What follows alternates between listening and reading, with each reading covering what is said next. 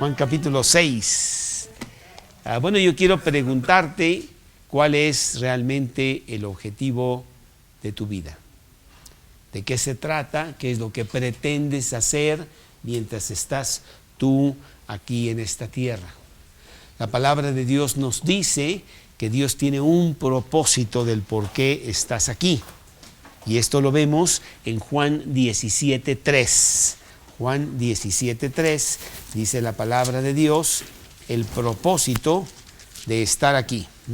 Y esta es la vida eterna, que te conozcan a ti, el único Dios verdadero, y a Jesucristo, a quien tú has enviado. Ese es el propósito. Pero habiendo conocido a Cristo, bueno, pues ¿para qué estoy aquí? Ya conozco a Cristo, ya puedo irme al cielo, ya tengo mi boleto para que yo entre al cielo basado en el sacrificio de Cristo en la cruz. Entonces, ¿para qué estoy aquí? ¿Cuál podría ser el propósito? Y obviamente el propósito es el predicar el Evangelio, porque Dios usa a las personas redimidas, a las personas que han recibido a Cristo en su corazón como sus predicadores para hablarles de Cristo a los demás que no conocen a Cristo. Él podía hacerlo él mismo, él podría mandar a sus ángeles que lo hagan, pero no ha tenido ese plan, sino que nos utiliza a cada uno de nosotros como te utilizó a ti con esta persona en esta semana, o como nos utilizó a Karina y a mí aquí en la casa esta semana pasada. Desde que tú recibiste a Cristo en tu corazón y tu vida ha cambiado sustancialmente, pues Él quiere que... No, todavía no hemos orado. Bueno, vamos a orar, si tienes toda la razón. Pablo, ¿nos quieres acompañar, por favor, en una oración? Dios y Señor nuestro, te damos gracias por tenernos aquí. Te pedimos por los que no pudieron llegar hoy. También te pedimos que nos des fuerza para traer más personas, traerlas aquí al estudio y traerlas aquí. Úsanos, Señor. Te pedimos que hablandes nuestro corazón para escuchar las palabras que a través de Carlos vas a enviar. Pedimos esto en nombre de Cristo Jesús. Amén, Señor. Sí. El objetivo de la vida de un cristiano es el ser el predicador para Cristo. El cambio de tu vida es parte de esa predicación que tú quieres anunciar al mundo, porque nosotros somos la luz del mundo, pequeñas luciérnagas en medio de un mundo en total oscuridad que pues fácilmente puede ver. La oscuridad es tan densa que pueden ver con facilidad esa lucecita que tú traes con Cristo en tu corazón. Y no solamente que vean la luz, sino decirles también. Porque muchas veces ellos pueden ver el cambio de tu vida, pero también pues es importante que tú les digas por qué tienes ese cambio de tu vida. ¿Sí? Y ese cambio de tu vida es porque Cristo te salvó, Él está en tu corazón. Realmente sí hay un cambio muy, muy espectacular. Por lo tanto, el objetivo que tenemos todos los cristianos es predicar el Evangelio. Hemos sacado estos folletitos muy sencillitos.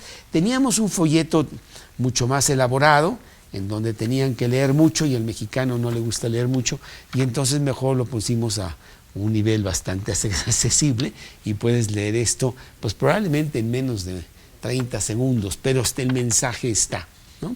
Y el mensaje es que ellos necesitan ponerse en orden con Dios. Primera de Pedro, capítulo 2, versículo 9, nos dice lo siguiente.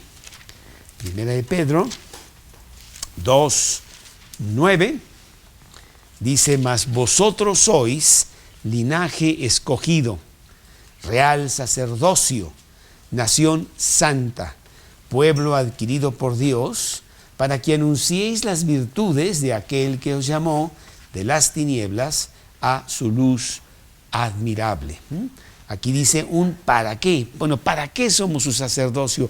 ¿Para qué somos su pueblo escogido? ¿Para qué somos una nación santa? Para que ustedes anuncien. ¿Y qué vamos a anunciar, Dios? Que fuimos nosotros sacado de las tinieblas a su luz admirable, ¿sí? Entonces ese es el objetivo que tenemos cada uno de los cristianos, tú y yo. Muchas veces dicen, no, pues el predicador que está al frente, él es el que debe de hablar de Cristo, pero no es así. Todos nosotros somos los sacerdotes de Dios. Y tú debes de tomar ese gran privilegio de ser un pescador de hombres, ¿sí? Ir a hacer la labor de traer gente para Cristo. Bueno, en este pasaje que tenemos aquí en el Evangelio de Juan y que vamos a ver en esta noche, es el Evangelio de Juan en el capítulo 6. Lo voy a ir desglosando poco a poco para que veamos el poder de Dios y cómo Él puede hacer muchas cosas con nuestra vida. Capítulo 6, René, en el Evangelio de Juan, para que abras tu Biblia en ese pedacito, y es donde vamos a estar viendo el pasaje del día de hoy.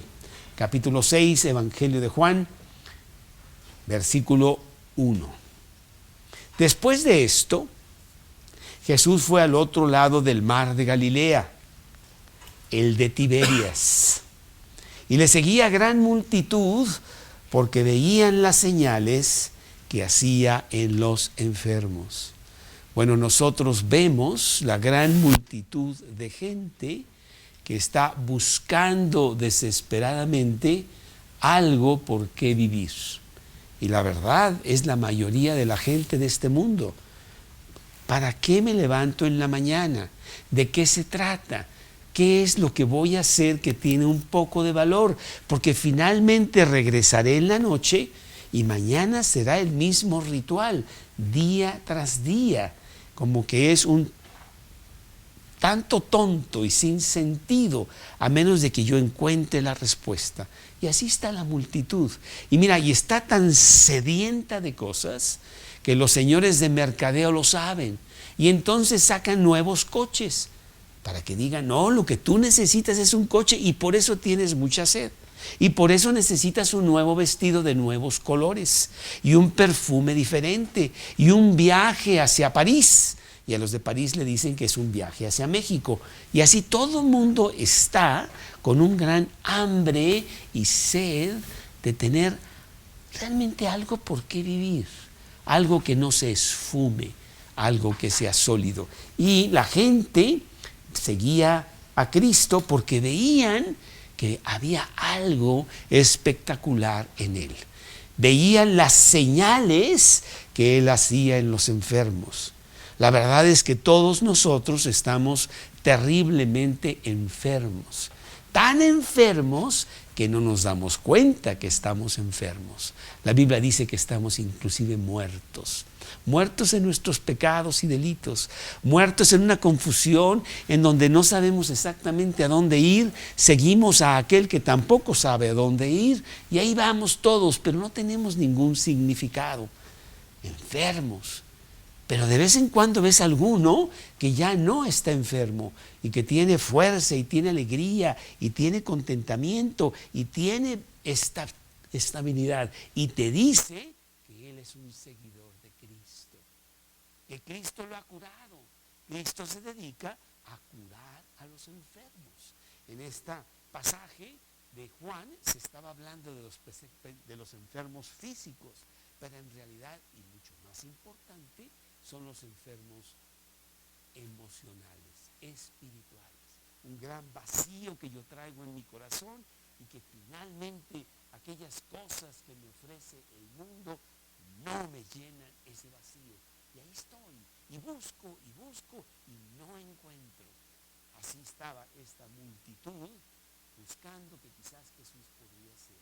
Dice la palabra de Dios que entonces subió Jesús a un monte y se sentó allí con sus discípulos. Estaba cerca la Pascua, la fiesta de los judíos. Qué gran privilegio Jesús, sentado en un monte, la multitud observando, pero realmente él estaba sentado allí con sus discípulos. con esas personas que ya estaban curadas y que lo estaban siguiendo y que estaban aprendiendo de él. Un día esos discípulos serían los que estarían predicando por todos lados, sanando a mucha gente del gran vacío de sus vidas. Y eso somos nosotros. Nosotros tenemos el privilegio como cristianos de tener una Biblia abierta en donde Jesús nos habla al corazón y nos dice: Carlos, yo necesito que vayas allá afuera y sanes enfermos. No los vas a sanar tú, pero tienes la medicina para que ellos se curen, y la medicina es Cristo. Les vas a contar lo que tú estabas diciendo hace unos minutos, lo que Cristo hizo y por qué vino y para qué vino y cómo yo me puedo apropiar del sacrificio que Él hizo a mi favor allí en la cruz. Qué privilegio tan grande el poder tener esa comunión con Cristo, en donde el versículo nos dice que somos su real sacerdocio, su nación santa, su linaje escogido, para anunciar, para predicar, para decirle a los demás dónde está realmente la solución, que el mundo no tiene, que el mundo no conoce, que el mundo está perdido y que es por otro lado muy diferente a lo que ofrece el mundo. Bueno, dice la palabra de Dios en el siguiente versículo, en el versículo 5 aquí del Evangelio de Juan capítulo 6, que cuando alzó Jesús los ojos y vio que había venido a él una gran multitud, le dijo a Felipe: ¿de dónde compraremos pan para que coman estos? Estaban en un lugar apartado, era mucha gente la que había venido. Estaban realmente deseosos de escuchar la palabra, pero necesitaban comida. Y entonces Jesús prueba a uno de sus discípulos para ver cómo le va a contestar.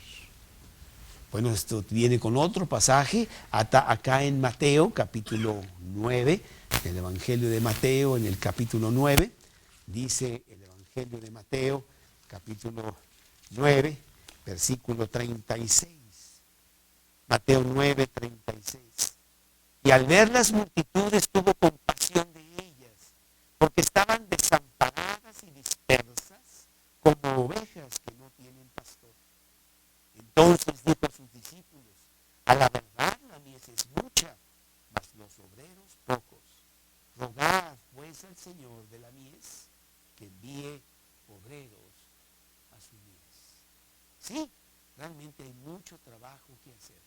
En este México nuestro, solamente en la pura ciudad, cuántas millones de personas. Esta tarde que yo tuve que tomar un camión para llegar a donde yo tenía que ir, ¿verdad? Yo veía pasar los coches, me subía al camión, iba yo en el camión y iba yo viendo a toda esta gente. ¿A dónde va? ¿Qué está haciendo? ¿Cuál es el objetivo de su vida? ¿Para qué está haciendo lo que está haciendo? ¿Cómo podríamos decirles que la solución es Cristo? Que con Cristo entonces todo tiene sentido. Ya podemos hacer muchas otras cosas, pero con Cristo en el centro. Y Jesús veía las multitudes. ¿Cómo puedo yo ayudar a toda esta gente? Necesito ayuda de muchos discípulos, de muchos predicadores, para que vayamos por todo México a decirles que la solución es Cristo, que Él es el que quita el vacío de la vida. Dice el versículo 5 que aquí en Juan, Él alzó los ojos. Había venido a Él una gran multitud. Y Él les quiere pasar a sus discípulos una muy importante enseñanza. Porque quiero decirte que Jesús estuvo en su ministerio público 3 años. Preparó a estos discípulos, que finalmente solo fueron 11, y después se fue de la tierra para estar a la diestra de Dios Padre, y los dejó a ellos para la extensión del Evangelio por todo el mundo. Y esos 11 hablaron a otros diferentes, y esos otros a otros, como lo vimos la semana pasada cuando estábamos hablando del libro de Hechos, cómo se extendió por todo el imperio romano como fuego en la foresta el Evangelio de Cristo, y llegó hasta Roma misma, al punto de que el mismo emperador Constantino se convirtió a Cristo en el año 312. Eso nos está diciendo a nosotros. Tú que ya tienes a Cristo en tu corazón, tú que tienes una Biblia abierta y que sabes el propósito del por qué estás aquí. Tú eres el predicador en tu trabajo, con los vecinos, con tu familia. Ir a decirles las buenas nuevas de que Cristo ya solucionó todo para curar la enfermedad que todos traemos, que se llama pecado. Bueno, pues Él alza los ojos y quiere pasar esta enseñanza a sus discípulos.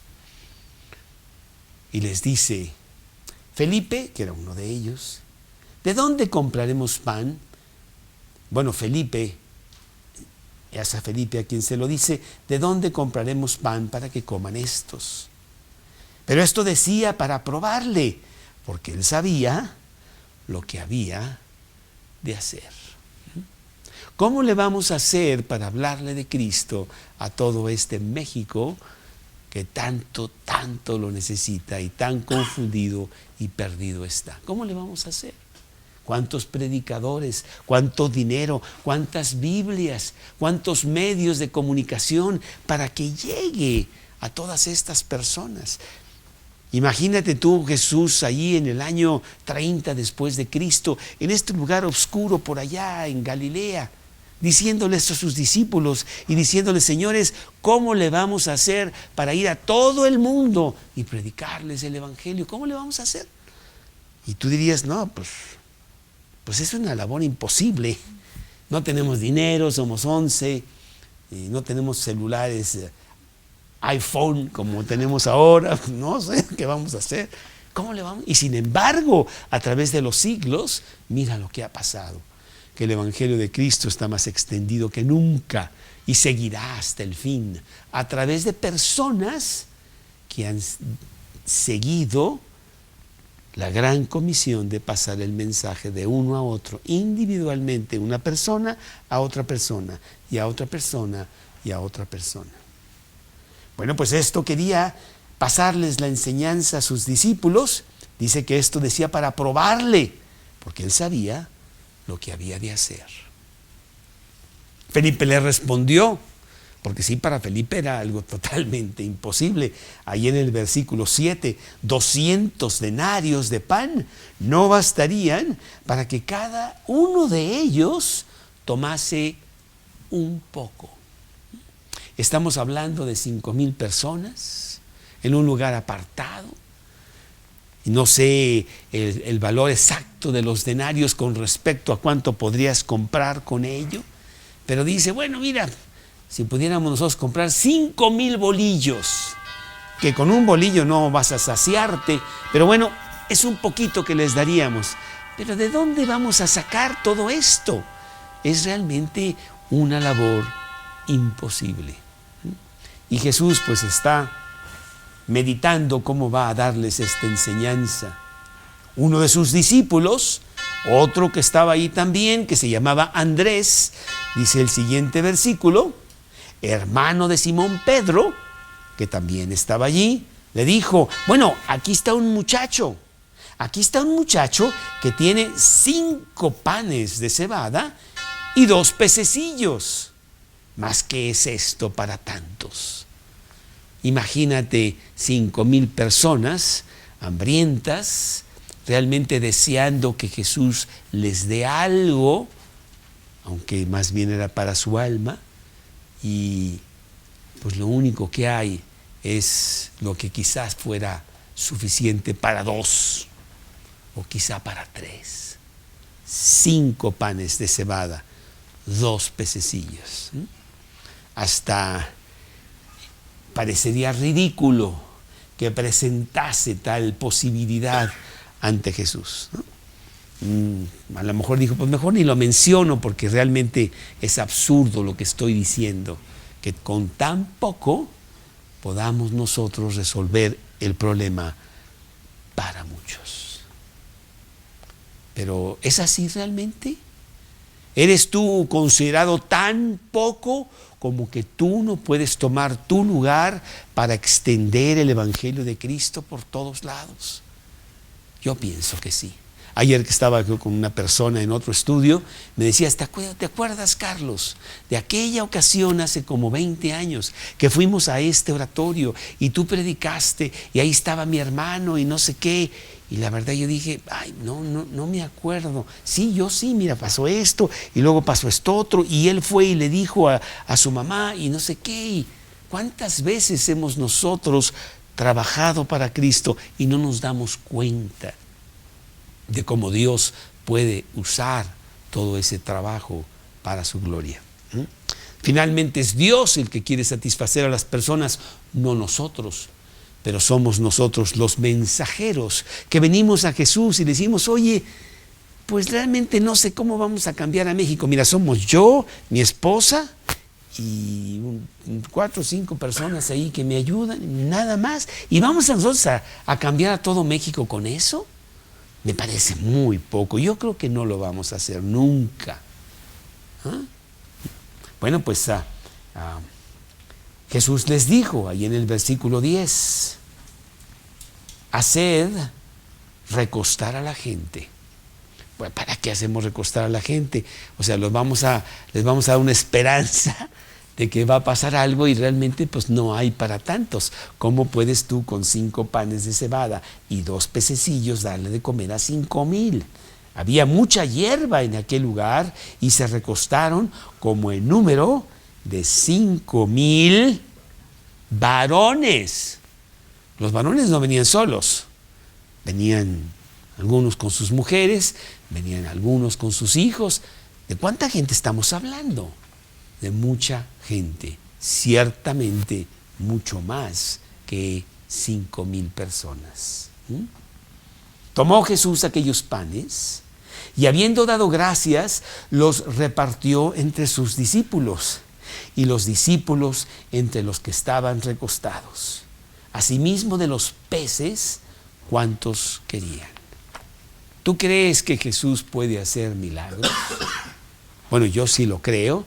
Como decía Alma, ¿cuántos milagros Él ha hecho en mi vida a través de estos 37 años de estar siguiendo a Cristo?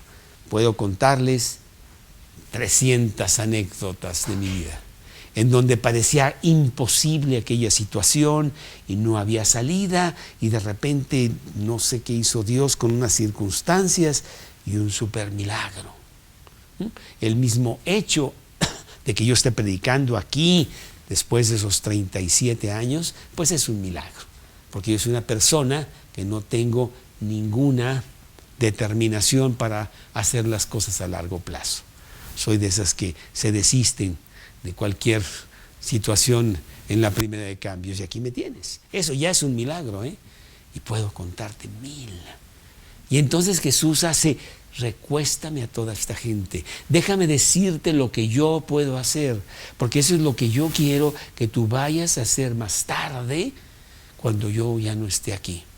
Y vamos a extender el evangelio por todo el mundo. Vamos a gritar en las calles de todas las ciudades, de todo el mundo, que Jesús es la solución para sus vidas personales, así como para las naciones. Parecía imposible. Y bueno, a veces te preguntarás, ¿por qué habrá venido Jesús en el año 30, 20, después de Cristo, en ese tiempo oscuro? ¿Por qué no vino ahorita con todos los medios que tenemos para predicar? Porque Él quería hacerlo individualmente. Alguien te habló a ti de Cristo y te trajo a los pies de Jesús y te enseñó cómo empezar a leer la Biblia para que vieras su mensaje. Y fue una persona humana, una persona como tú y como yo, que Dios mandó de mensajero para que tú escucharas. Y Él está preparando a estos 12, a estas 11, porque finalmente uno lo traicionó, a que ellos empezaran esa expansión de llevar el amor de Dios por todo el imperio romano. Bueno, pues estas personas se sientan, se recuestan, no sabiendo lo que va a pasar, pero muy ansiosos de ver los milagros que hace Jesús, porque muchos de ellos sabían que Jesús hacía milagros y por eso lo estaban siguiendo. Dice la palabra de Dios que empezaron a repartir estos peces, estos panes en estas canastas, ¿verdad? Y pues de alguna manera daban uno y permanecía llena la canasta, y daban otro y permanecía llena, y permanecía llena, y permanecía llena. Iban, pues, dice la Biblia que los juntó de 50 en 50, y pues no se acababan los panes que estaban saliendo de la canasta, ni los peces que también se estaban distribuyendo. Y bueno, los más admirados eran los mismos discípulos. La gente no sabía. La gente nada más estaba siguiendo a Jesús y dijeron, bueno, pues aquí seguramente nos van a dar de comer, y por ahí traen las tortas, o no sé, que viene ahorita el señor que contrataron para empezar a darnos de comer, y empezó a salir la comida. Pero los discípulos sí se quedaron con la boca abierta. Y esos discípulos otra vez somos tú y yo, que nos quedamos con la boca abierta de lo que podemos hacer para Cristo. Que parece que no podemos hacer nada, pero en realidad hay muchísimo que sí podemos hacer, y los resultados los trae Él. Y hemos predicado por todos lados. Hemos ido a muchos lugares durante estos 30 y tantos años. Hemos hablado con mucha gente. Hace tiempo me paró aquí en el Superama una persona que se me hizo conocida, pero no me acordaba cómo se llamaba. Y me dijo, Carlos, tú me hablaste de Cristo hace tantos años. ¿Tú te acuerdas? Mira, fue en estas circunstancias y en esta casa y así, y me llamo así. Ah, sí, cierto. Sí. Y yo estoy muy agradecido de que tú lo hayas hecho, porque mi vida ha cambiado y la vida de mi esposa, y bueno, ay, maravilloso. Entonces sí podemos hacer muchísimo para Jesús como sus embajadores. Pues aquí estamos los discípulos repartiendo todo este pan, y ellos mismos viendo que ellos van a tener este poder para darle de comer a mucha gente. Comida espiritual, llenar su alma, que realmente se sacíen internamente del gran hambre que hay, porque en el mundo no hay esa comida, no existe, y por lo tanto hay mucha hambre. Y bueno, tú que vienes a lo mejor por primera vez, sabes de qué estoy hablando. Del gran hambre que traemos todos, de que queremos satisfacerlo y no encontramos dónde. Y es que el mundo no puede dar lo que no tiene. El mundo no puede satisfacer, porque el mundo no tiene a Dios. Y el único que satisface es Dios mismo. Si alguno tiene sed, dijo Jesús, venga a mí y beba. El que cree en mí, como dicen las Escrituras, de su interior correrán ríos de agua viva. No solamente te vas a saciar, van a correr ríos de agua viva de tu interior. Eso es lo que hace Jesús. Y Él está haciendo este milagro con sus discípulos porque Él quiere que ellos se dediquen a hacer esto. Y eran gente como tú y como yo. No estamos hablando de los grandes sabios de ese tiempo, ni los grandes gobernantes poderosos en las cosas de la tierra. Eran simples pescadores, inclusive hasta bastante iletrados desde el punto de vista de su educación académica. Y ellos iban a ser los predicadores para cuando Jesús ya no estuviese. Y pasar a otros para que pasaran a la siguiente generación y a la siguiente generación, y así se inundara todo el mundo con el Evangelio de Jesús. Dice la palabra de Dios en el siguiente versículo que cuando se hubieron saciado, ¿cómo que se hubieron saciado? ¿Con 5 panes? Pues yo creo que fueron 5 panes para cada uno, para que se hubieran saciado. Dios satisface, Dios te da ampliamente lo que necesitas, no te deja medias y te dice, bueno, te voy a dar tantito. Y después ya llegas a tu casa y ahí a ver qué haces. No, Dios no hace eso. Dios te llena totalmente. Yo me acuerdo esa noche del 28 de febrero de 1977, cuando yo acudí a la casa de este predicador y él me presentó las buenas nuevas del Evangelio. Una persona cansada, una persona vacía, una persona hastiada, aburrida de la vida. en donde yo le decía, pues ya hice todo. ¿Y sabes qué? No encontré nada. El mundo me mintió. Me dijo que yo tenía que subir esta cuesta y allá arriba las cosas iban a ser muy, muy buenas.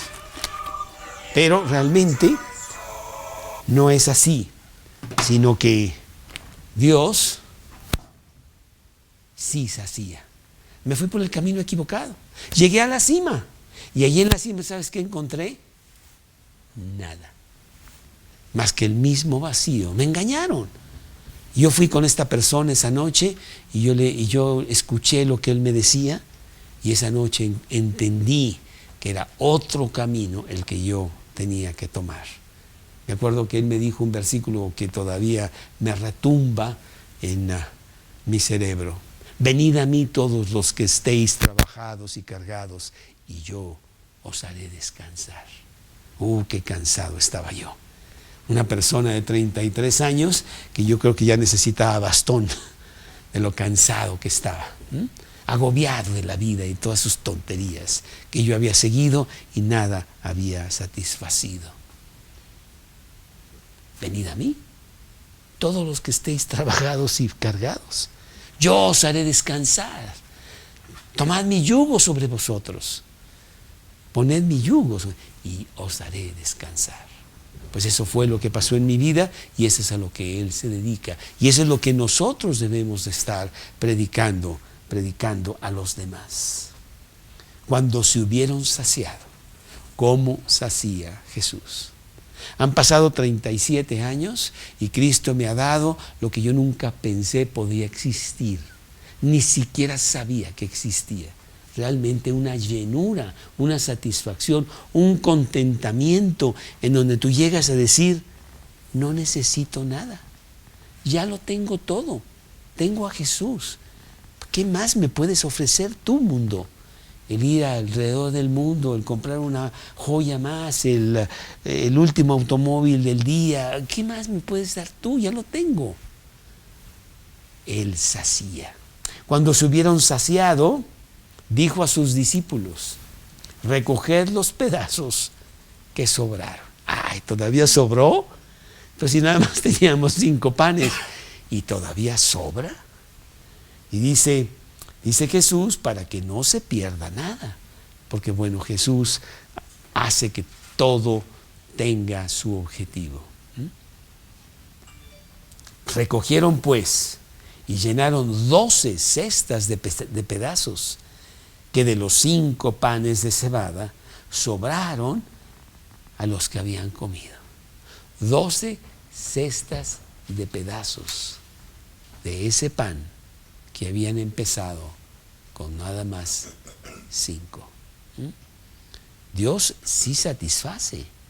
Jesús es el que satisface para tu vida. Tan satisface que sobreabunda, que te da más de lo que necesitas, que tu entendimiento no llega a comprender la fuerza del amor de Dios que entra a tu vida cuando tú lo tomas como el Salvador de tu corazón. Él realmente sí sacía. Es algo espectacular. Qué sorpresa tan grande me llevé yo esa noche. No ahí porque salí de esa casa muy confundido y llegué a mi casa y hablé con Dios yo solo en mi recámara. Y le dije, Dios, si tú existes, porque la verdad yo ya no sé si existe, yo no sé ni qué creo.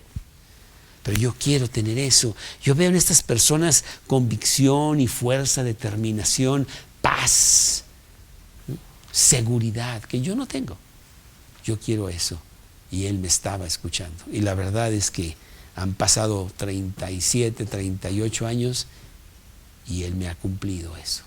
Él me ha dado cada vez más satisfacción, más vida abundante, más seguridad.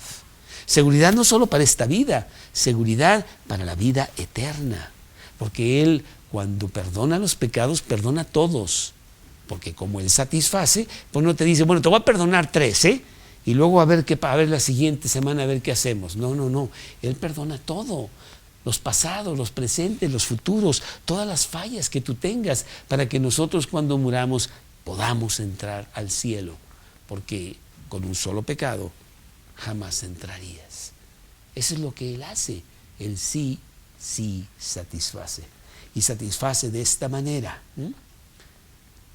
12 cestas de pedazos que de los 5 panes de cebada habían sobrado a los que habían comido. Aquellos hombres entonces, viendo la señal que Jesús había hecho, dijeron: este verdaderamente es el profeta que había de venir al mundo. ¿Sí? Este es el Mesías prometido. Este es el Salvador del mundo. El único que puede poner orden en nuestro corazón. Los discípulos se quedaron realmente, bueno, ya lo habían visto. Si no estamos diciendo cosas nuevas, los capítulos anteriores hablan de los milagros de Jesús, pero es que sorprende vez tras vez cómo Jesús cumple y cumple y cumple en saciar lo más profundo de tu corazón. ¿Sí? Bueno, no se les iba a olvidar a estos discípulos. Ellos sabían que el objetivo de sus vidas era ya bien definido. ¿Cuál es el objetivo de tu vida? ¿Qué estás haciendo? ¿Para qué estás haciendo lo que estás haciendo? Las medallas y los centavitos que estás guardando en el banco y no sé, las diferentes cosas, ¿para qué? Sabiendo que todas esas cosas se quedan aquí. No te vas a llevar nada de lo que has hecho aquí en la tierra, sino lo que hagas para Jesús. ¿Sí? Pues a ellos se les quedó muy grabados y el objetivo de sus vidas llegó a ser muy definido. Yo voy a servir a Jesús. Yo voy a ser ese pescador de hombres que Jesús quiere que yo sea. Yo voy a ir con las personas y les voy a hablar de Jesús para que ellos tengan lo que a mí se me ha dado, la satisfacción completa para esta vida y la seguridad absoluta para la siguiente vida. Yo soy el camino, la verdad y la vida. Nadie viene al Padre sino por mí, dice Jesús.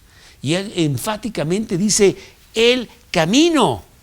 Pues se me hace muy claro ese español, ¿verdad? Y también está en alemán y en francés y en todas las lenguas. El camino, no un camino, el único camino para llegar al Padre. Él dice, yo soy el camino. Yo soy la verdad. Cuando Él dice la verdad, quiere decir que todo lo demás es mentira. Y tú ves todas las mentiras que dice el mundo. Él dice la verdad. Él es la verdad. Yo soy el camino, la verdad y la vida. Todo lo demás es muerte. Todo lo demás es destrucción. Todo lo demás no tiene ningún sentido. La vida eterna la concede Cristo. Porque no vamos a morir, vamos a dejar este cuerpo, pero vamos a seguir viviendo en el cielo o en el infierno, dependiendo si has recibido a Cristo en tu corazón como tu Salvador o tendrás que pagar tú por tus propios pecados. Ese es el mensaje que ellos tenían que tener para después presentarlo a otros. Y han pasado ya más de 20 siglos. El cristianismo que ha sido perseguido como no ha sido perseguido nada en la tierra. Este libro que debería estar totalmente obsoleto, extinto de la tierra, porque ha sido perseguido terriblemente. ¿Y sabes cuál es el libro más vendido semana tras semana en la tierra? La Biblia. ¿Y sabes a cuántos idiomas, dialectos ha sido? Está por todos lados. Está accesible hasta en papel periódico, por si no tienes dinero. Es el mensaje de Dios. El cielo y la tierra pasarán, dice Jesús, mas mis palabras no pasarán. Y eso es para ti, para que tú entiendas que si no tienes a Cristo todavía en tu corazón, Él es la solución para tu vida. Él es el camino, Él es la verdad, Él es la vida. Y si tú ya tienes a Cristo en tu corazón, para que entiendas que el objetivo de tu vida no es más que uno, hablar de Cristo a otros, Predicar el Evangelio y decirle a otros que ellos pueden tener lo que ahora tú tienes y que es tan sencillo. Lo único que tienen que hacer es hacer de Cristo el Salvador de tus vidas, de sus vidas. Vamos pues a inclinar nuestros rostros en esta noche. Y yo quiero preguntarte específicamente a ti si Cristo es el Salvador de tu vida. Y tú me dirás, ¿de qué me salva? ¿De qué te salva? Te salva de tus pecados. Porque con tus pecados nunca entrarías al cielo. ¿Es Cristo realmente el Salvador de tu vida? ¿Le has pedido perdón por tus pecados para que Él te salve de ese yo terrible que tú traes y que te hace tanto mal y que te impide tener esa gran vida que Cristo quiere para ti? Pues es una pregunta que tú tendrías que contestarte. Él quiere ser el Salvador de tu vida. Pero Él también quiere ser el Señor y dueño de tu vida, para dirigirte por caminos deleitosos, para llevarte por las veredas de paz que Él tiene para ti, para darte una vida abundante cual tú no conoces y para enseñarte el camino al cielo y que llegues a Él. Él quiere ser el Salvador y dueño de tu vida. Pues esta noche, así con los ojos cerrados, yo quiero que tú veas hacia adentro y te contestes la pregunta: ¿es Cristo el Salvador de mi vida? ¿Es Cristo el Señor de mi corazón? Pues si la respuesta es dudosa o no es la respuesta positiva, en esta noche entrégale a Cristo tu corazón. Dile que tú eres un pecador, que has pecado y que estás destituido de la gloria de Dios y quieres arreglar eso, esa gran enfermedad. Yo quiero hacer una pequeña oración y yo quiero que tú en el silencio de tu corazón la hagas conmigo. Le hables directamente a Dios y le digas que Él sea el Salvador y Señor de tu vida. Repítela conmigo. Dios, en esta noche yo vengo a ti con todos mis pecados, con este gran saco, una gran carga que yo traigo de tantas y tantas cosas que yo sé no he hecho bien. Vengo a pedir perdón. Y vengo a pedir perdón por lo más grave de todo, de que tú no eres lo número uno en mi vida. Hay tantas otras cosas que pienso son importantes. En esta noche quiero un cambio. En esta noche yo quiero que tú entres a mi corazón, que te sientes en el trono de mi vida, que seas mi Salvador, que seas mi dueño y Señor, que me enseñes el camino para llegar a la eternidad. Yo quiero la vida eterna. Y tú la regalas, ya la pagaste en la cruz. Entra a mi corazón en este momento, ahora mismo. Te lo pido basado en las promesas de la Biblia.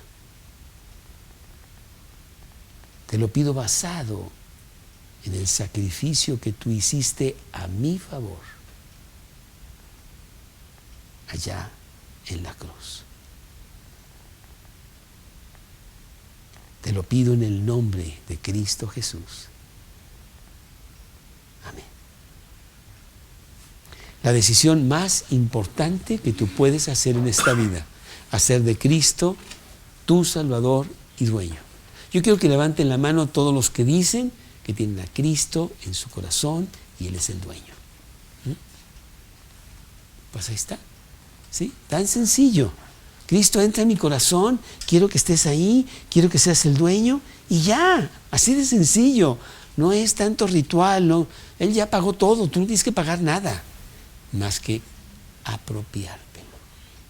Bueno, aquí estamos por si alguien tiene algunas dudas, algunas preguntas para contestarte. Y aquí está este maravilloso libro. ¿Sí? El estudio, el objetivo de tu vida. El objetivo de tu vida. Que Dios los bendiga.